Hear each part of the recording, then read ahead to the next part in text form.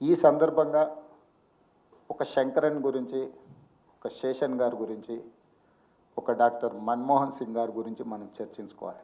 శంకరన్ అనే అతను punctuality, sincerity, down trodden people పట్ల ఒక నిబద్ధతతో పనిచేసిన ఒక గొప్ప ఐఏఎస్ అధికారి. కానీ ఈ రోజుల్లో కొత్తగా సర్వీస్లో చేరిన ఐఏఎస్ అధికారులను అడిగితే కూడా వారి పేరు గుర్తు రావడం లేదు. అదేవిధంగా శేషన్, ఈ దేశంలో ఎలక్షన్ కమిషన్ ఉంటుంది, election commission can execute or ఈ అన్ని అంశాలను అసలు ఒక ఫ్రేమ్లోకి పట్టుకురావచ్చు. రాజకీయాలలో ఎంత దిగ్గజాలైనా ఒక ఫ్రేమ్లో పనిచేయాల్సిందే, తప్పదు ఎన్నికలను ఎదుర్కోవాలనుకున్నప్పుడు. ఒక గొప్ప సందేశాన్ని దేశంలో ఎలక్షన్ కమిషన్ ఆఫ్ ఇండియా ఉంది అని మనందరినీ తట్టి లేపేంత గొప్ప నిర్ణయాలు శేషన్ గారు చేయగలిగారు.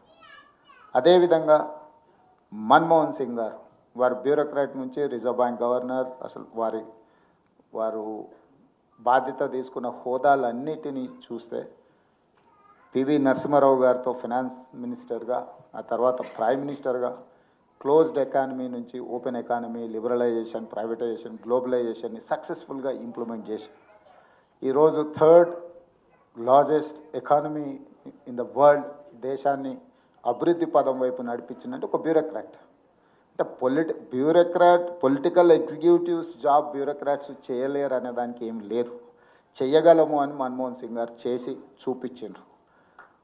ఈ అనుభవాలన్నీ కూడా ఈనాటి సివిల్ సర్వెంట్ అధికారులు వాళ్ళు నేర్చుకోవాలి.